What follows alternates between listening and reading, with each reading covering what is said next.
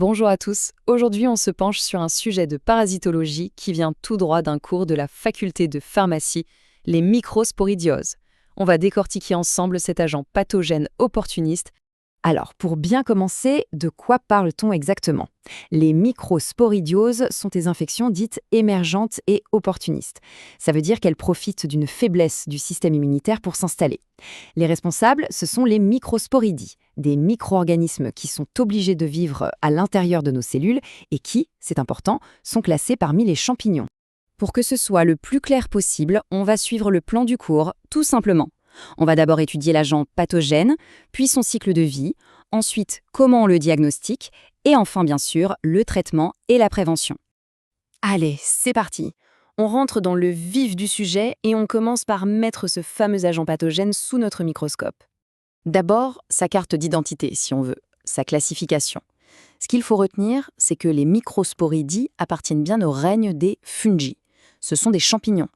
Il existe environ 1500 espèces. Mais heureusement pour nous, seules 17 sont connues pour infecter l'homme.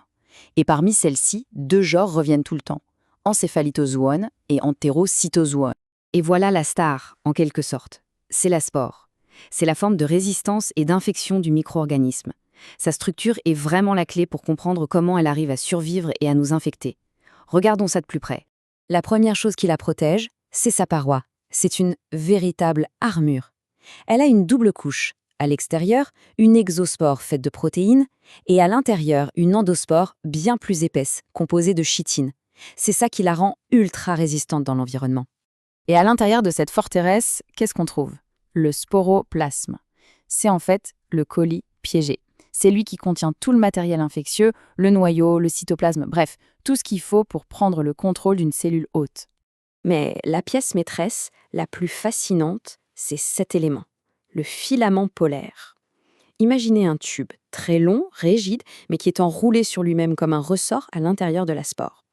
Au contact d'une cellule, ce filament va être éjecté à une vitesse incroyable, il va percer la membrane de la cellule cible et injecter le sporoplasme directement à l'intérieur. C'est une véritable seringue microscopique. Bon, maintenant qu'on a vu à quoi ressemble notre agent pathogène, voyons comment il opère une fois qu'il est à l'intérieur de son hôte. C'est parti pour le cycle évolutif. Ce schéma illustre parfaitement tout le processus d'infection à l'intérieur de la cellule. On peut le découper en 3 grandes phases, c'est assez logique, vous allez voir. Alors, comment ça se passe? D'abord, la phase infectieuse. La spore injecte son contenu, le sporoplasme. Ensuite, une fois à l'intérieur, c'est la phase proliférative. Le sporoplasme se divise, se multiplie et il prend ses aises.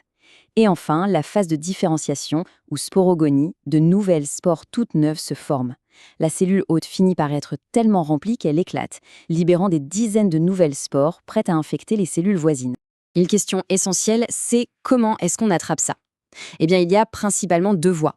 La plus fréquente, c'est l'ingestion, en buvant de l'eau ou en mangeant des aliments qui ont été contaminés par des spores. Mais il y a une deuxième voie, c'est l'inhalation. Les spores sont très légères, elles peuvent être en suspension dans l'air et provoquer des infections au niveau des sinus ou des yeux.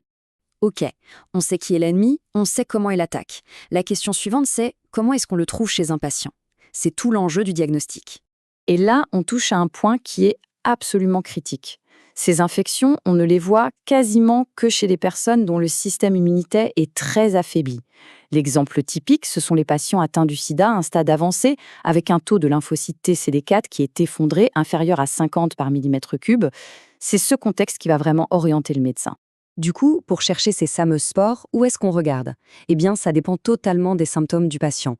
Si on suspecte une atteinte digestive, on va analyser les selles. Pour une atteinte urinaire, les urines. Pour une atteinte respiratoire, les sécrétions nasales ou un lavage broncho-alvéolaire. Et pour les yeux, on peut même faire un grattage de la cornée. Concrètement, on a 2 grandes approches. D'un côté, la méthode classique. On prend l'échantillon, on fait une coloration spéciale, comme le trichrome de Weber, et on cherche les spores au microscope. De l'autre côté, on a la biologie moléculaire, la fameuse PCR. Elle est beaucoup plus sensible. Et la sérologie, c'est-à-dire la recherche d'anticorps? On oublie.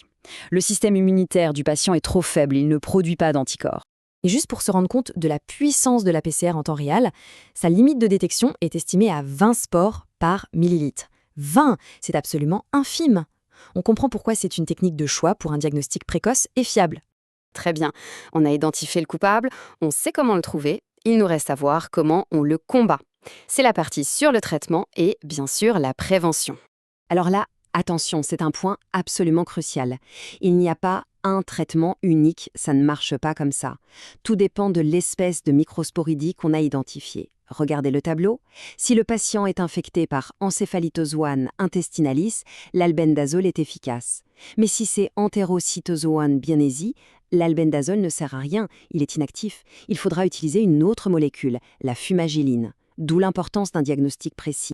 Et pour la prévention, qu'est-ce qu'on peut faire? Eh bien, la bonne nouvelle, c'est que ça repose sur des choses assez basiques, les règles d'hygiène de tous les jours. Bien se laver les mains, faire attention à la qualité de l'eau qu'on boit et des aliments qu'on consomme. Voilà, on arrive au terme de cette présentation. Pour conclure, on va juste synthétiser les quelques points clés à vraiment garder en tête. Donc, pour résumer, on a affaire à des champignons opportunistes. La forme clé de l'infection, c'est la spore qui se transmet par ingestion ou inhalation. Chez l'homme, on retrouve surtout E. bienesi et E. intestinalis.